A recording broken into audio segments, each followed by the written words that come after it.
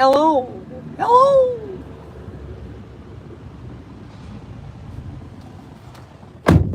Sorry, let me make sure that my Bluetooth is not connected. So I just posted a video yesterday that I definitely encourage that you all go and check out, because I ended my live yesterday and I ended up seeing this video that I was like, oh my god, this is so good. Basically, it's this like bluegrass granny band that basically made this whole song, wrote this whole song about how like the Epstein files are never gonna go away. And it was just such a good song. So I definitely reacted to it. I made a video about it, so definitely go and check that out. I read some of the comments, and anyway, I appreciate every single one of you. We have a lot to talk about today, as usual. We're going to be doing a deeper dive into what's the status update with everything happening with Jeffrey Epstein. Where are we at now? Because, you know, there's always so much happening in regards to Jeffrey Epstein. It's like, and I'm here to tell you what we know and things like, and also what we don't know. What is speculation? Now, the thing about journalism is speculation is not fact. We need to make sure to keep that in mind. It is a high probability, possibly, but speculation is not fact. So it's important for us to delineate what we know as facts and what we know as, or what we believe as speculation. So make sure to send some likes. I love all of you. Why don't we just get right into it? Let me take a sip of my coffee. Don't be a jerk in the chat. I don't see anyone in here, so love that. But if you're one of these people that clicked on the video after it's posted, you're incredible. You're my favorite. Is it crazy that I asked the barista this morning to add 2 shots of espresso to my iced coffee? I'm crazy. I'm crazy. Is anyone in here? Because like I see 3 people in here.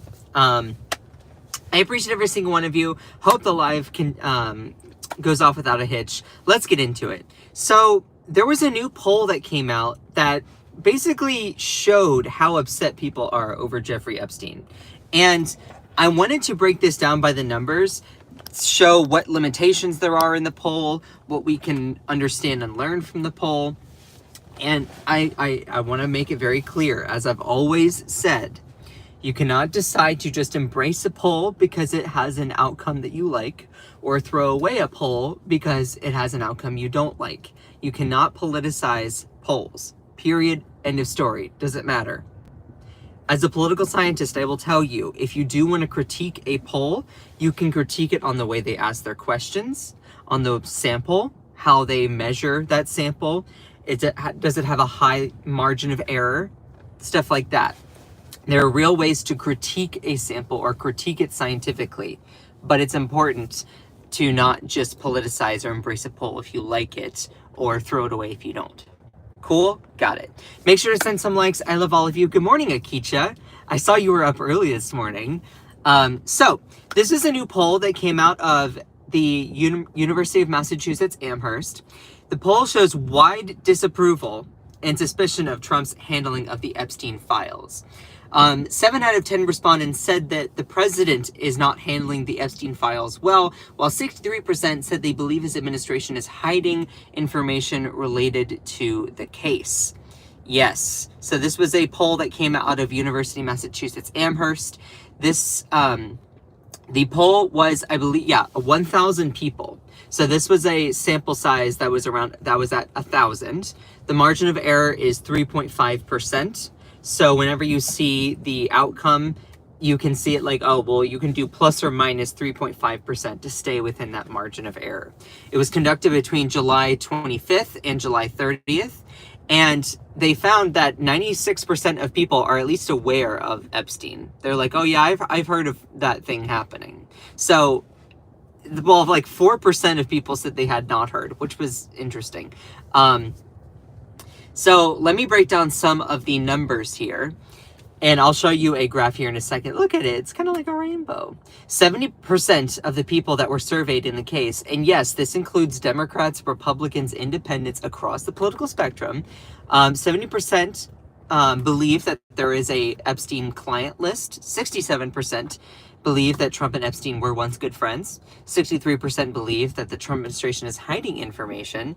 59% believe a special prosecutor should be appointed to the investigation. And 81% of those who believe the administration is hiding information said Trump is to blame. Let me give you a visual representation here. I know the words are small, so just listen as I read it out. The first one, where you see all the blue bars in this bar chart, the first question is, how much have you read, seen, or heard about Jeffrey Epstein? There are 4 answers. There is a lot, some, not much, and have not heard of Jeffrey Epstein. There's only 4% of the people that were surveyed in this poll saying that they have not heard anything. And so there were a good sizable amount of people that said a lot and some. So that totals up to 36 plus 41 is 77%. So that all being said, when this was broken down, this next question excludes the 4% of the people who have not heard of the Jeffrey Epstein. So it includes just only the 96% of the people who have heard of it. So y'all make sure to send some likes. I love all of you. I'm Scott Johnson. There's no room for another. Oh, that is so funny. Oh, there can only be one. Oh, what's up? What? But you're Scotty Johnson. Okay, I'm Scott Johnson, so just you know. C-Bar, hello. So the next question in this 1,000 sampled or 1,000 person surveyed poll with a margin of 3.5%, margin of error 3.5%. Basically, they said, please indicate to the extent to which you agree or disagree with the following statements. And so this was only asked to the people who said that they were familiar with Jeffrey Epstein and the case there and all that stuff. So out of all the people surveyed in this poll, which includes a good chunk of both, Democrats and Republicans, 50% of people said that they believe the Trump administration is hiding important information about the Epstein case, and that was strongly agree. 13% said that they somewhat agree. So when you add those two together, it's 63%. So almost 2/3 of Americans believe, according to this poll, the Trump administration is hiding important information about the Jeffrey Epstein case. That is not good information for Trump. That is not good news for him. The Trump administration should appoint a special prosecutor to investigate the Epstein case. You had 37% of those people surveyed said that they strongly agree. You add in the 22% that said they somewhat agree, and that is 59%. So almost, what is it? That's 6 out of 10. So that's over a majority. You also have a lot of people that say neither agree nor disagree. So it sounds like there's a lot of people who are not really sure. They've heard of this. They're not quite sure what to do about it. Now, it's hard for me to see all the way over here because when doing the live stream, I have a little bar menu that has all these options for running the live. But you can see that there's not a lot of people over here who will disagree strongly or even somewhat regarding these statements. So if anything, a lot of Americans are on the same page regarding the Epstein files, regardless of political affiliation, which I think is kind of a cool thing. If anything can bring all Americans together, it's the condemnation of a notorious sex trafficker and the condemnation of the Trump administration for hiding the information regarding it and mishandling the declassification of those documents, which I think is a cool thing because this doesn't need to be political. It doesn't. This doesn't have to be controversial. We can all be on the same page here. And so, also, another question that was asked, Donald Trump was once a good friends with Jeffrey Epstein. 49% of people said that they strongly agreed. 18% said that they somewhat agree. And look, there's a lot of evidence to these things. One limitation that I have as a political scientist by training is that it's interesting when you ask someone about their beliefs or their thoughts about something. Because, like, when you ask the American population, like, do you believe in climate change? Well, pause. Climate change is not a belief. It is not like a religion. It is not something that you can choose to believe or not to believe. So if I were to offer a critique of the way that these polls are conducted, it's like, you know, it's like, do you believe this? It's more to me about like, can you recognize blah, blah, blah, blah, blah. But also that sounds a little bit more like I'm forcing people to to accept my narrative. But the thing is, that's also the narrative of, that is the reality. So like, reality is my narrative. So, ooh, that's a good quote.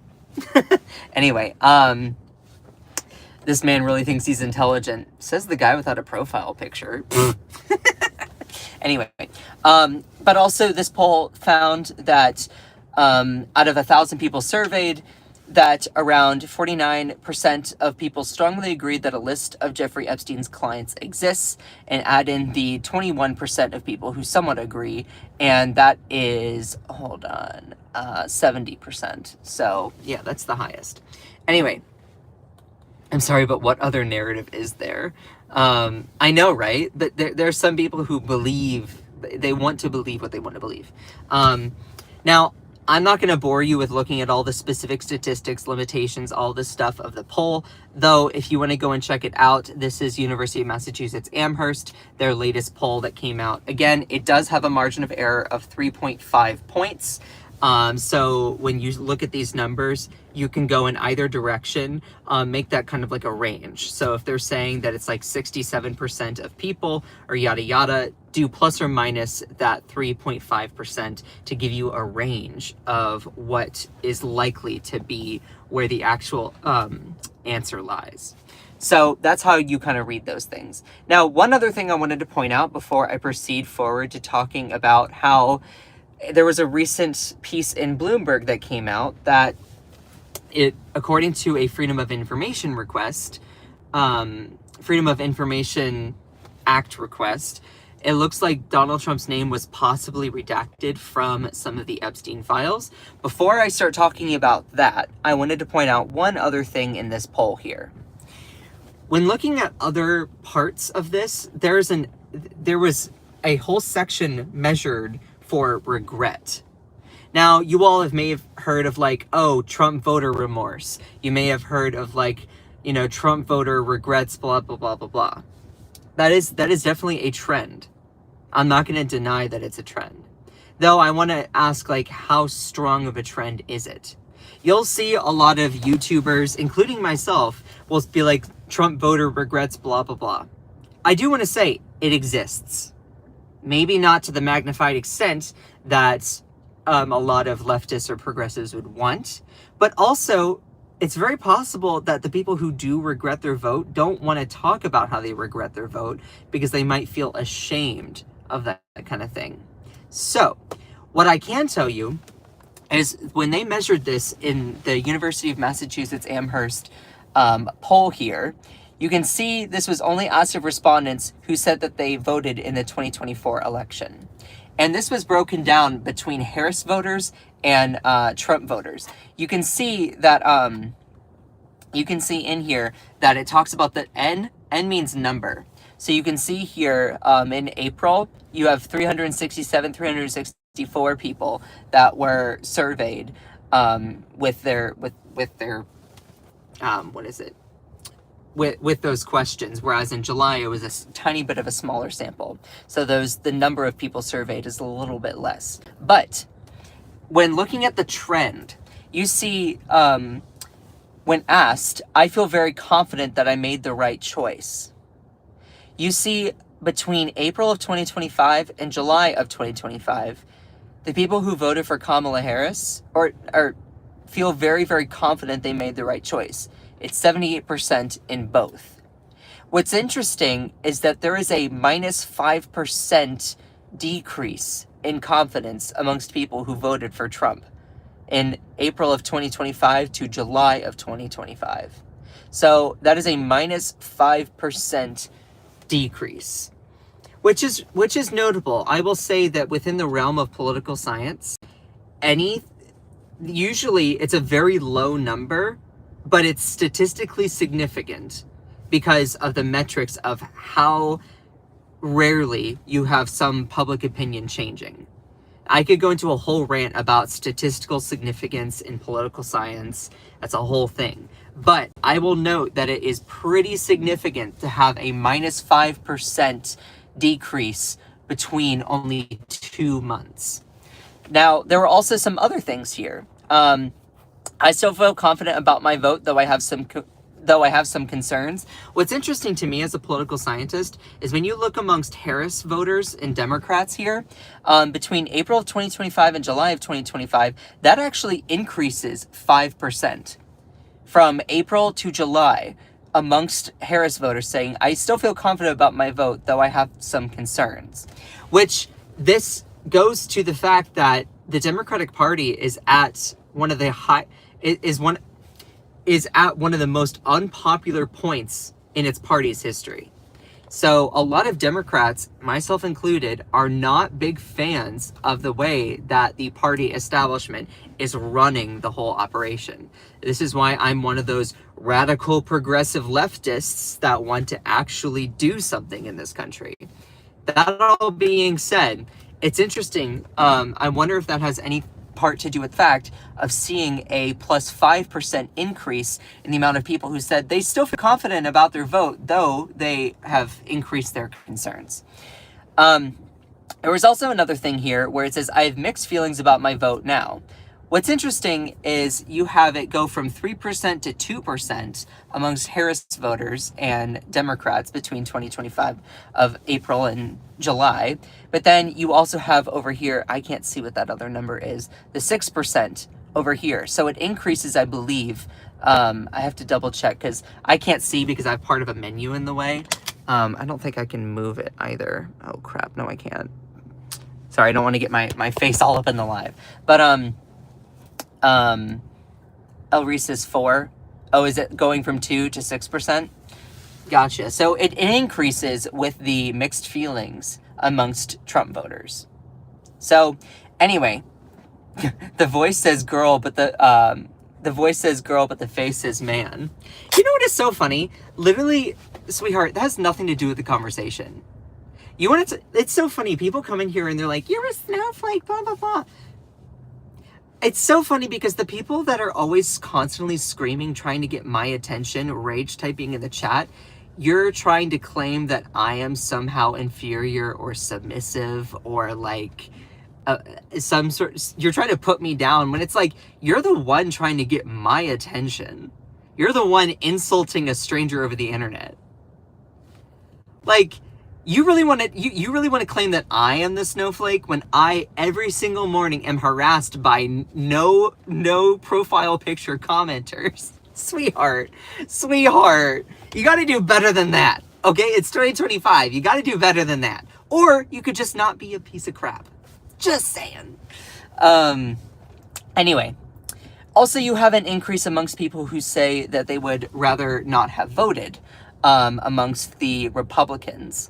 And then amongst Democrats, you see that it decreases a little bit there. So anyway, I could do a whole live stream talking about statistics and data and all of that, which again, before I move on to the next section, I do want to point out, if this is your first time viewing me, it is important for all of us, regardless of political affiliation, do not politicize polls.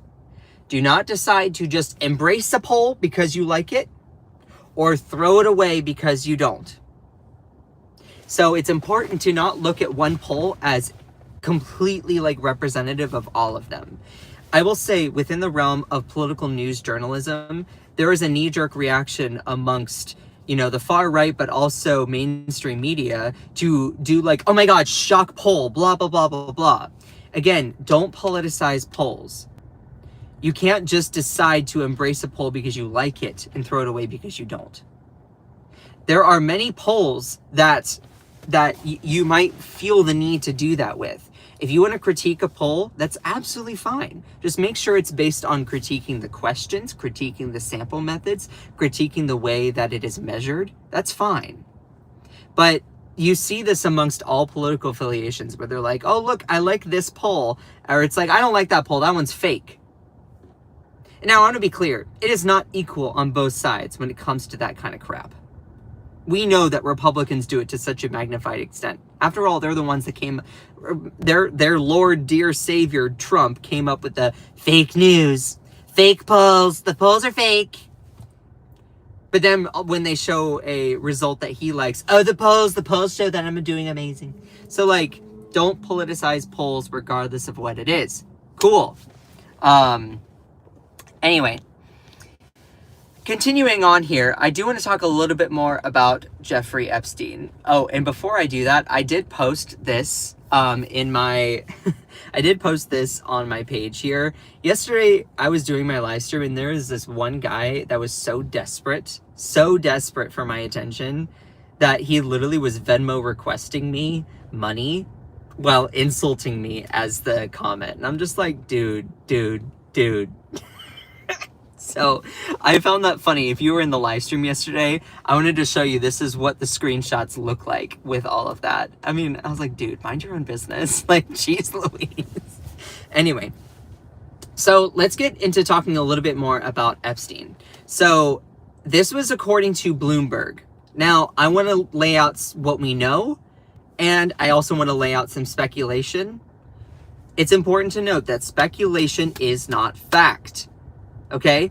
Speculation, what you think might be happening, is not necessarily fact. So, Trump's name redacted from Epstein files report. This was something that came out in Bloomberg. So, Bloomberg reported on Friday night that President Donald Trump was among those names who were redacted from Epstein documents, citing multiple people familiar with the matter.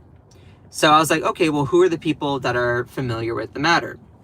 Bloomberg's Jason Leopold reported that an FBI Freedom of Information Act team conducted a final review of volumes of documents related to the late billionaire Jeffrey Epstein. The team was reportedly tasked with redacting the name of Trump, a former friend of Epstein, along with other prominent public figures. So, going into that here, there's also a piece in Truth Out that was really, really good about this. 3 unnamed sources confirmed to Bloomberg that the FBI had also redacted the name of other prominent public figures. So when I see this, I'm like, okay, this is where the trusting game comes in.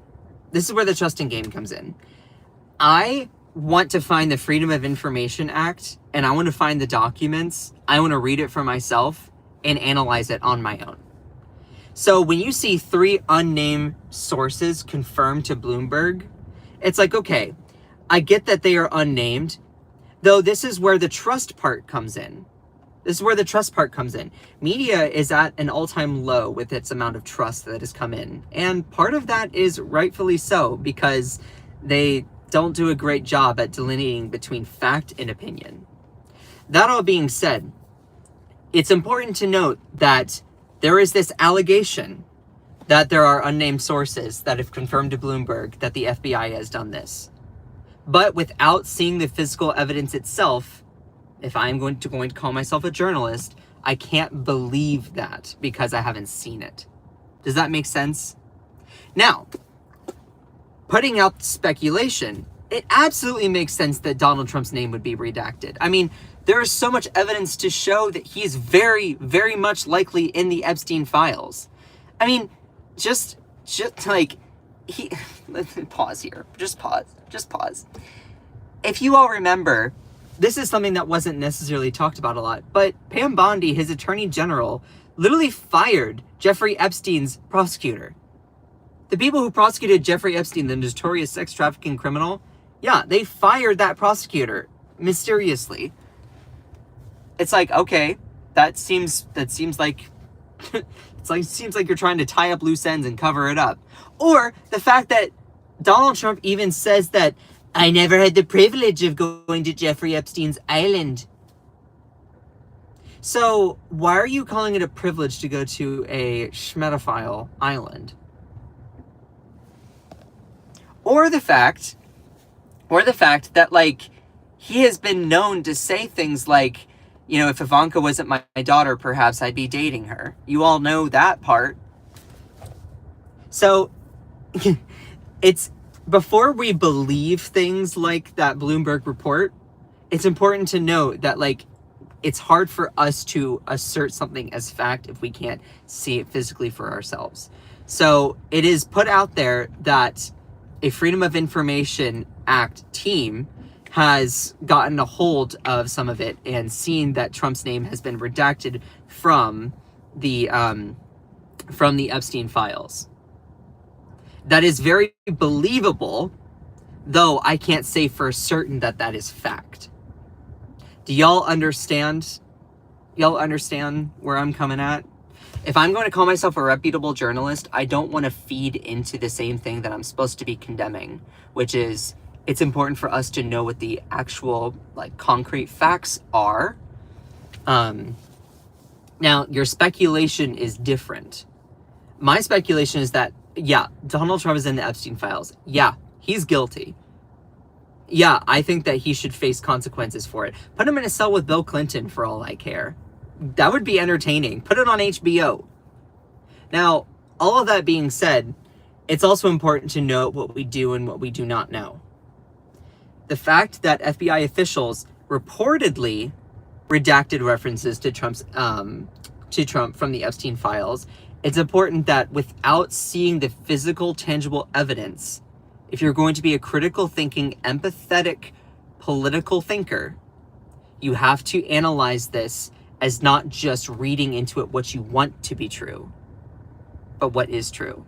If you're one of these people that's constantly trying to get my attention in the chat, don't even bother. But respond yes if you're understanding what I mean. Just quickly respond yes. I know many of you are probably listening on your way to work, or maybe you're getting the kids ready for school, or maybe you just have it on while you're putting on your makeup or getting ready, in the morning. But like, if you understand what I mean, then just type yes. Because it also allows me to understand, like, that we're on the same page. You get what I mean, all that stuff. Cool. And all the people that are saying no, y'all are so desperate for my attention. It's like you got a crush. It's like you got a crush. So anyway. So again, what we do know is that the FBI officials reportedly redacted references to Trump from the Epstein files. 3 unnamed sources confirmed to Bloomberg that the FBI had also redacted the name of other prominent profile figures. So this was released on Friday, saying that the FBI earlier this year had redacted President Trump's name from the agency's files. Bloomberg explained that Trump's name with other high-profile individuals was blacked out because he was a private citizen at the time. And so the reviewers applied 2 Freedom of Information Act exemptions to the redactions, according to the report. One that protects individuals against a clearly unwanted invasion of personal privacy, and another that protects against disclosures that could be expected to constitute an unwarranted invasion of personal privacy. So it's important to note that, like, because you and I can't see the Freedom of Information request, what I would suggest is that we don't believe until we see. Because otherwise, you're just projecting into it what you want to be true. And I'm saying that as someone who, yes, very much believes that Donald Trump is guilty. But we can't believe for certain. We can't believe for certain about the fact that this is true until we see it. Though, what I'm specifically mentioning, what I want to get across is that it's very likely that Trump is in these Epstein files. Like, it seems very, very likely. For those people who have not heard about this part yet, like, he continues to implicate himself every single day about how much of a creep he is. Yes, that's my opinion. You do not have to agree with that statement. You don't have to agree with that statement. But to me, Donald Trump is very much a creep. Like, let me just break this down for you. So you all know Trump's press secretary, Caroline Leavitt. Fun fact, if you do not know, Caroline Leavitt is actually 27 years old. She has one thing that she is kind of now known for, is being the youngest, if not one of the youngest, press secretaries in United States history, which you can say is a form of progress for young people. Sure, I'm not going to deny that. So she is one of the youngest press secretaries, if not the youngest press secretary. And y'all, please make sure to send some likes. I love all of you. I know there's a lot of people that are watching the stream. Y'all are incredible. And oh gosh, sorry, I have a little like holder. I do my live streams in my car. My little holder thing is acting up today. But this is what he said about Caroline Leavitt in an interview. And I just want to note, like, this is very much consistent with the kind of behavior that is just so emblematic of the people that Jeffrey Epstein would hang around. So to me, it's like he just continues to implicate himself. He said that if Ivanka wasn't his daughter, perhaps he'd be dating her. He said that I didn't have the privilege of going to Jeffrey Epstein's island. Whenever he's asked about it, he gets all squeamish and I didn't know him. The evidence doesn't make sense, because he said that he broke it off with Jeffrey Epstein because Jeffrey Epstein apparently stole Virginia Giuffre from Mar-a-Lago back in 2000, but then said he was a terrific guy in 2002, but they really actually split up in 2004 when they were both bidding on the same estate. So he can't even get his story straight. You know that person who can't get their story straight? You're like, yeah, I don't trust them. So why are you trusting Trump? And this gets into what I broke down yesterday, is like this obstinate contrarianism that these Republicans get into. Anyway, I'm going on a rant, but going back to this here, those lips, the way they move, Trump gushes over his press secretary's looks. So I don't know what this whole interview was, but President Trump offered some unusual, if not inappropriate, praise for White House Press Secretary Caroline Leavitt on Friday by praising that face and those lips. Leavitt, 27, is the youngest press secretary in White House history and has been a fierce defender and advocate for the Trump administration.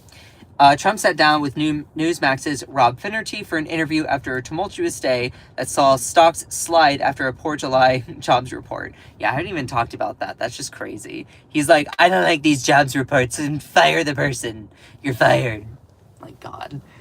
Anyway, I don't know what the whole question part was, but Finnerty said Caroline Leavitt as like in question, and Donald Trump, his comments on her was, she's become, hold on, I need the hands, otherwise the impression isn't as fun.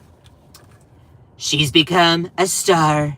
It's that face, it's that brain, it's those lips, the way they move like she's a machine gun. Is she in the room? Now, pause. If Donald Trump, like, the thing is, it's also about context. This isn't implicating itself. I'm not necessarily saying that, oh, this means that Donald Trump is guilty. But, like, this is the kind of, you add this onto everything else, and it's like, yeah, this is pretty much the same kind of character as someone who would hang around Jeffrey Epstein. Also, this can be viewed as sexual harassment. In your workplace, in my workplace, anywhere, this could be very much as seen as sexual harassment. Just saying. Now, I don't think that there's any harm done, because I don't think Caroline Leavitt would take this personally or anything like that. But it definitely can be seen that way. We know Donald Trump, I mean, he's literally been accused by more than like 24 women of doing like sexual assault and rape and stuff like that. So I'm not surprised. I mean, on Howard Stern's show a couple years back, Howard Stern was talking about saying, I hate to bring this up, Donald, but seriously, you know about sexual predators and things like that, right? And he was doing this with Ivanka. And then Howard Stern goes, because you are one. It's true. And then like Donald Trump starts laughing and looks at his daughter and is like, it's true. So like, that's just another piece to add to this whole situation. And again, the fact that he said if Ivanka wasn't his daughter, perhaps he'd be dating her. Or the fact that he said, you know, I never had the privilege of going to Jeffrey Epstein's island. I never had the privilege. Never had the privilege of being able to go there.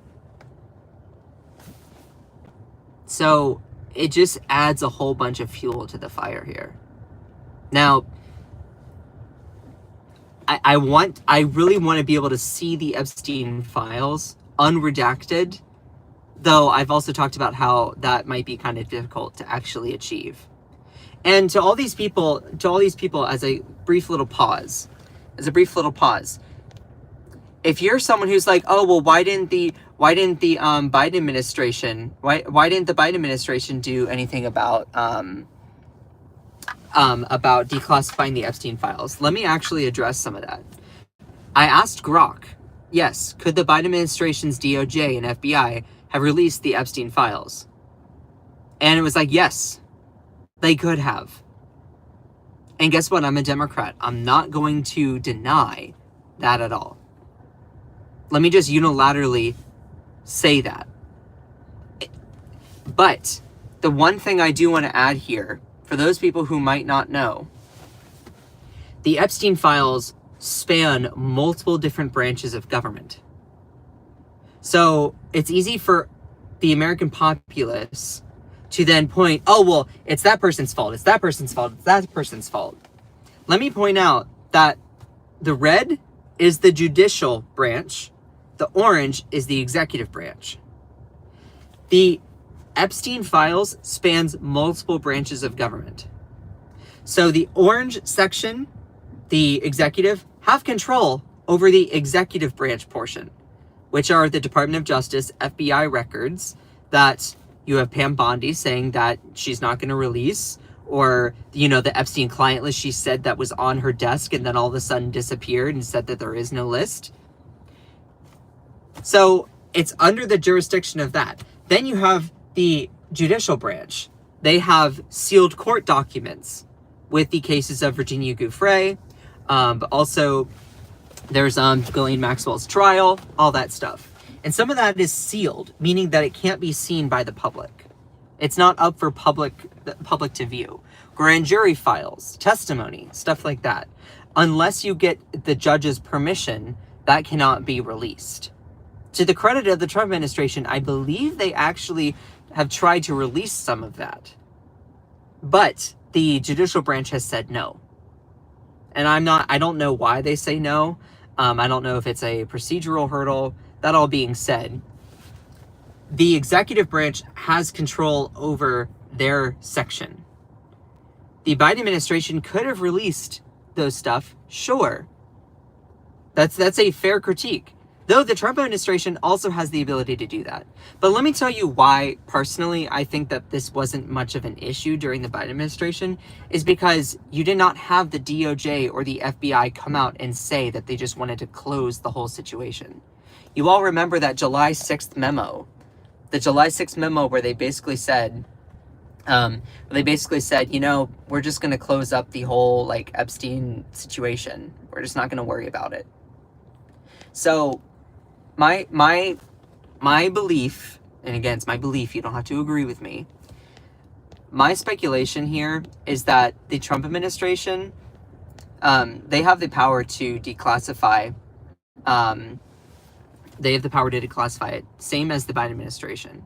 But the reason why there wasn't much emphasis or a reason why this was done under Biden was because Jeffrey Epstein was dead, or is dead, whatever. Ghislaine Maxwell locked up. So it kind of seemed like the situation was moot. It seemed basically like there didn't need to be anything more done. It wasn't until Elon Musk said, newsflash, Trump is in the Epstein files. Then you had the July 6th memo come out from the Department of Justice and the FBI, Federal Bureau of Investigation, that basically said, you know, we're just not going to release, we're just not going to talk about, we're just not going to, like, show the, or we're not going to continue on the investigation. I have to scroll all the way back to find that. Scroll all the way back. But you know that memo that I was talking about. The one where it basically said that there was no need to go further with an investigation because they've just decided to close it. I'd have to go all the way back. Oh geez, where would it be? Where would it be? I'm literally scrolling all the way back. Whoop, whoop, whoop, whoop, whoop. Whoop, whoop, whoop, whoop, whoop, whoop.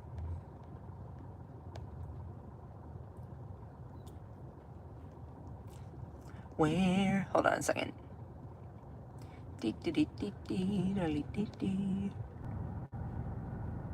Ah! Here. So, you know that July 6th memo that I'm talking about? This one.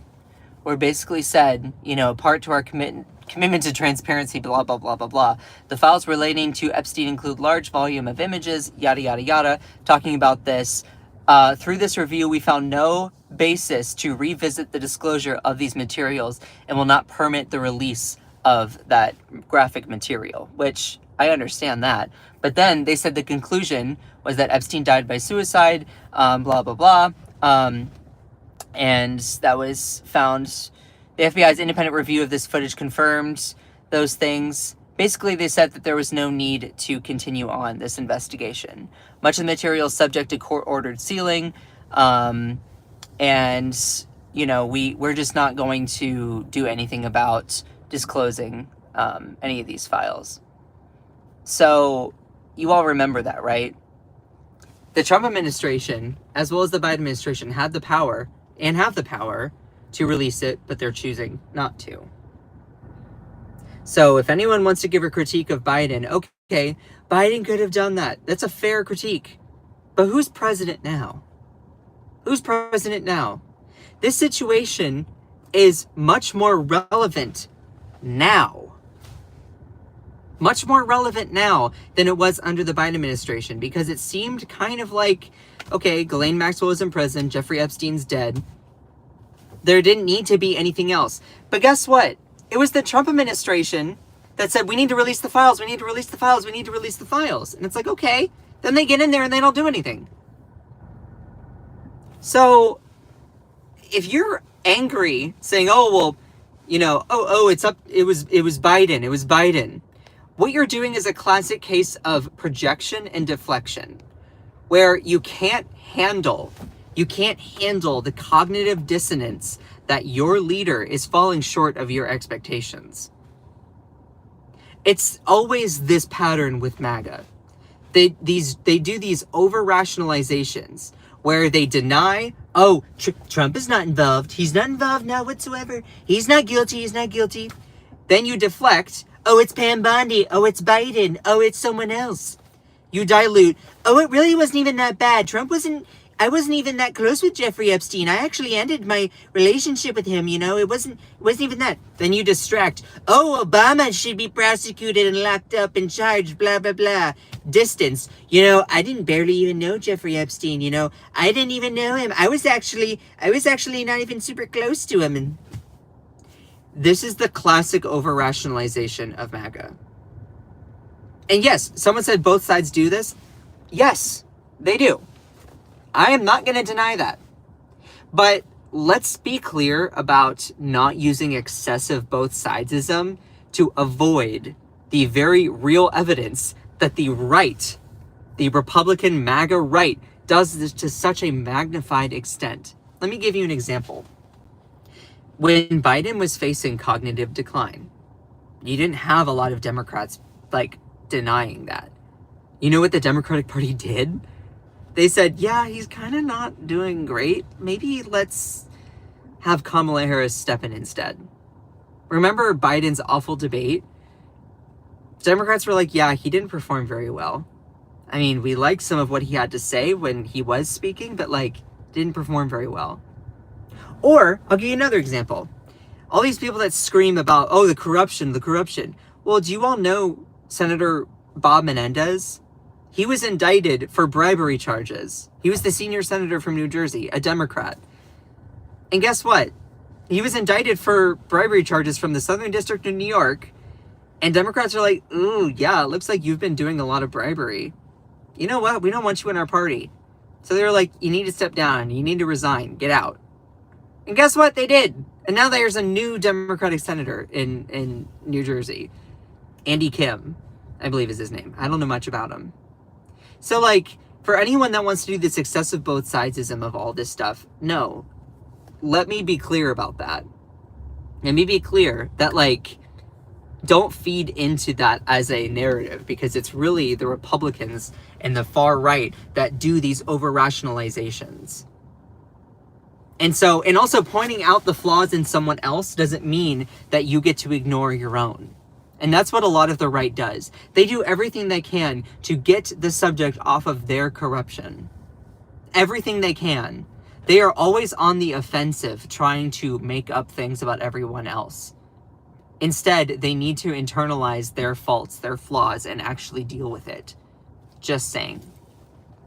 So, when it comes to everything with this, I want to break down one more thing here. Recently, Mike Flood, who is a Republican from Nebraska, to his credit, had a town hall. And you had one constituent basically asked him, saying, why are you covering up for the Epstein files? And you had a whole bunch of cheers and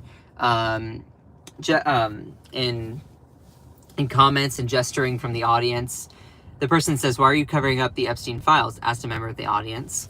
He said, let's be very clear. At the next two pro forma sessions of Congress, you'll find my name as a sponsor on a House resolution from the House Rules Committee to release the Epstein files, blah, blah, blah, blah, blah. Says all these things. Well, words are pretty cheap in politics, so action is what is needed. That all being said, let's break down congressional actions about everything here. I want to point out that he said, oh yeah, I'll put my name on it. When it came to the House of Representatives, basically they shut down voting to release the Epstein files.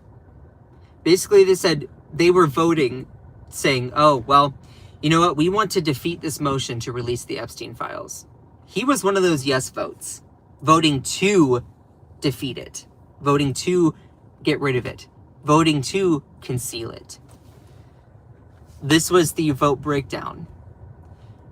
I know it's a little bit confusing, but this was on ordering the previous question, providing for the consideration of these bills. Basically, what this did, voting yes for this, defeated the motion. I know it sounds really, really crazy. I know it sounds complicated.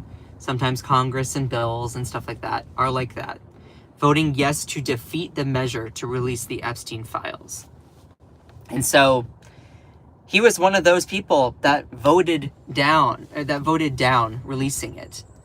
And that's why I have this here. These were the people, and his name is right there. So, what's interesting is that Republicans voted down the resolution to release the Epstein files. Now, there is also a bill that is bipartisan, that is led by Thomas Massie and Ro Khanna, which are seeking the public release of the Epstein files. Now, I want to be clear, and I have to go here in just a couple minutes. Congress does not have the full authority to disclose all the Epstein files, unfortunately. They can do whatever they can to force the hand of the executive branch along with the judicial branch. Though it is not within Congress's official duties, responsibilities to mandate the release, or they cannot. It's a resolution that doesn't have any weight. It's basically just a formal statement being like, yeah, executive branch, you really need to do this. So,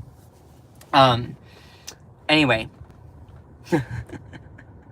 why are Republicans now hiding the Epstein files? They were so excited before. What changed? Yeah. So, it's important to note that Congress doesn't have the unilateral authority to release all the Epstein files. their resolution isn't like ironclad, but what it does is it basically states, hey, executive branch, we're going to give you 30 days before you like really need to release it. But what they're doing is really just trying to force the hand of the executive branch. So, Senate Judicial Committee can actually. Okay, Mama Molly says that I'm incorrect on that, and I'm willing to concede if that's true. So, anyway, I appreciate you sharing that, Mama Molly. I'm not the biggest expert on those things. So if someone corrects me, then I definitely welcome it.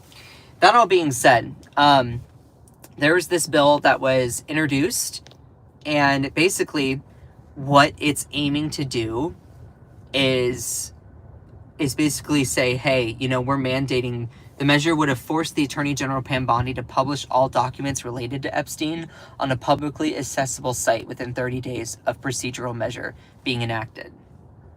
So, I mean, publishing this, like, that, the measure would have forced Attorney General Pam Bondi to do that, which I'm not sure how it would, because Congress doesn't have that kind of power, I didn't believe, but I'm willing to concede. But the one thing I do know is this is the House Resolution 581, and this was the text of the bill.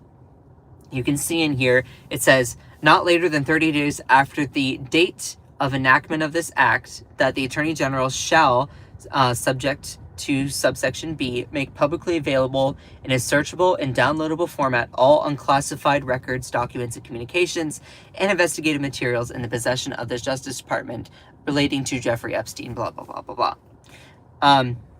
Previously, on July 23rd, when I looked at this page and saw the co-sponsors, it was only 19. Now, I checked today, and it was like 43 or so. For those people who might not know this lingo, and I do have to go here. I have like a hard cutoff that was a minute ago. But one other thing I wanted to mention is that when looking at bills on congress.gov, you're going to see the language of sponsor and co-sponsor. What is confusing is if you sponsor a bill, that means that your lawmaker actually wrote it. So when you, like, Bernie Sanders, I believe, is the sponsor for Medicare for All. That is his bill. When you hear about co-sponsoring, that means that you are endorsing it. When you hear of sponsor in the modern day context, it's like, oh, that you're endorsing something. But when it comes to Congress, sponsor means that you write it. Co-sponsor means you endorse it. Does that make sense? So Pramila Jayapal was like the lead co-sponsor on Medicare for All, I believe. But does that all make sense? So when we look at the co-sponsors of this, as a little update, those are a lot of the Republicans. You see Marjorie Taylor Greene, Tim Burchett, Eric Burleson, Lauren Boebert, Jefferson Van Drew, Eli Crane, Corey Mills, Tom Barrett. Then you also, and Max Miller of Ohio. Then you have a lot of Democrats, including Ro Khanna, Rashida Tlaib, James McGovern, AOC, Hank Johnson. Oh, there's Nancy Mace, she's a Republican, and Keith Self, who's also a Republican. Jamie Raskin, Marie Gluesenkamp Perez, Patrick Ryan, Debbie Dingell. You have Darren Soto, Joe Neguse, Nancy Pelosi even, Nydia Vasquez, Dina Titus, and the whole next page are all Democrats that are endorsing the release of these Epstein files. So, that all being said, the people who seem to be blocking the modern day release of them are Republicans, because Donald Trump has the ability through his DOJ to do it. Now, Biden definitely did have that ability to do so. Not going to deny that. Though, I think the reason why Biden didn't do it is because it wasn't like as much talked about in the news. Because again, Jeffrey Epstein, dead. Ghislaine Maxwell, locked up in a federal prison for 20 years. The situation kind of seemed like it was moot. But then, Trump decided to run on releasing the Epstein files. It's like, okay, great. I support that. Cool. Well, then you get in there and all of a sudden you don't like what's in them and you try to cover it up. So if that doesn't show guilt, I don't know what else does. Anyway, I need to get to work. I love all of you. If you appreciate these live streams, please make sure to smash that subscribe button. I work really, really hard to provide this information for you all. I hope that you all learn stuff from my live streams. You know, I know that they can be a little bit tough to follow sometimes, or maybe I might be a little bit wordy, but I appreciate every single one of you. You all are amazing. You don't have to agree with my opinions or my speculation or my takes, though I try to do my best at delineating between what is just raw facts and also my speculation, my opinion. It is my page, so I'm going to share that, absolutely. Though it's important, I am empowering you, of course, to think for yourself. Think critically, look at it. Don't just vote for what benefits you, but vote for what benefits everyone. Be an empathetic person. Be someone who cares about things that don't just affect you. Anyway, I love all of you so, so much. Y'all are incredible. Even if you don't like me, spread love, peace, and understanding. Don't be an asshole. Don't be a jerk, you know, all those things. But I need to get to work. So I love all of you so, so much. Shout out to my amazing moderators. I have posted some new content, so definitely go and check that out. Definitely go and check that out. I love you all. Cantisa, Ellie, Akicha, Cherie. I love you all so, so much. Kate. I love all of you. Joanna Tech, Elisa. I cannot do any of this without my moderators. Jenny, y'all are incredible. Anyway, just remember that you are beautiful, that you are loved, that you are valid, that you are strong, and you are fierce. Don't let anyone or anything ever, ever, ever, ever, ever dim your shine. I love all of you so, so much. Bye!